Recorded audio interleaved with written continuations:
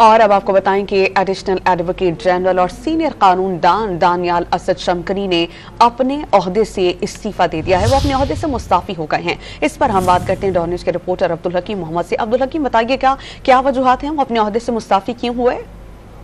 जी बिल्कुल, Khyber Pakhtunkhwa Peshawar high court के additional advocate general Daniyal Asad Shamkani अपने ओहदे से मुस्तफी हुए हैं और निगरान दौरे हुकूमत वो एडिशनल एडवोकेट जनरल ओहदे पर फाइज रहे हैं।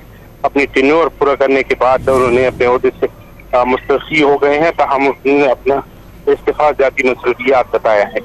जी बहुत शुक्रिया अब्दुल हकीम मोहम्मद, आपने हमें अपडेट किया।